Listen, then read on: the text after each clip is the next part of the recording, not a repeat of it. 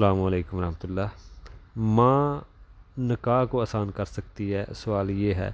دیکھیں، اس میں بات یہ ہے کہ نکاح میں آسانی کے لیے کون سے ایسے لوگ ہیں جو ان کے پاس کافی اختیارات ہوتے ہیں کہ وہ نکاح کو،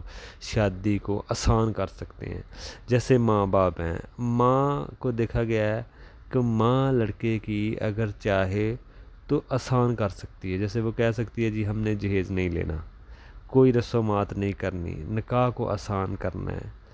نکاح کو آسان کریں، نکاح میں صرف سادگی سے نکاح ہو اور ولیمہ بھی آسان کیا جائے، تو یہ ساری جو رسومات ہیں یہ لڑکے کی ماں سے کہنے سے ختم ہو سکتی ہیں، لڑکے کے باپ سے کہنے سے ختم ہو سکتی ہے، بلکہ ماں کا زیادہ اثر ہوتا ہے۔ اگر کوئی گھر کی عورت اگر کسی کو منع کر رہی ہے کسی چیز میں، تو اس کی بات کو زیادہ مانا جائے گا باپ کی نسبت۔ جیسے لڑکے کی ماں ہے، وہ کہتی ہے ہم نے جہیز نہیں لینا، ہم نے نکاح سادگی سے کرنا ہے، ہم نے اتنی خرافات رسومات نہیں کرنی، تو یہ جب گھر والے یہ بات کریں گے تو نکاح آسان ہو سکتا ہے۔ بلکہ یہ ہم بات سمجھتے ہیں کہ بچوں کی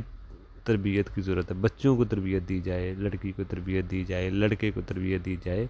بلکہ اس سے بھی اہم ہے کہ ان کے ماں باپ کو تربیت دی جائے، ماں کی تربیت ہونی چاہیے اس مسئلے میں۔ جب شادی کا موقع ہو تو ماں جو آگے ہوتی ہے ہر بات پہ، کیا کرنا کیا نہیں اس سے پوچھا جا رہا ہوتا ہے، تو اس کو تربیت کی ضرورت ہے۔ اس کو تربیت یہ دی جائے کہ آپ نکاح سادگی سے کریں، سنت کے مطابق کریں، یہ جو رسمیں ہیں، لین دین ہے، اس کو چھوڑیں،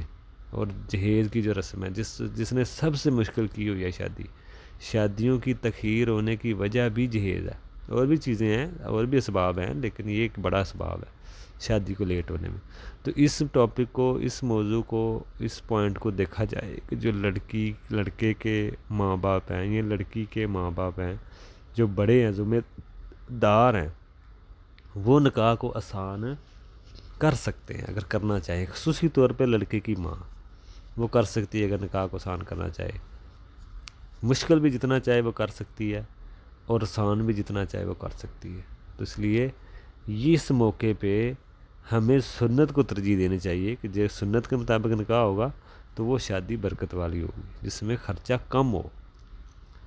تو اس لیے اکثر ہم نے دیکھا ہے آج کل کی جو اولادیں ہیں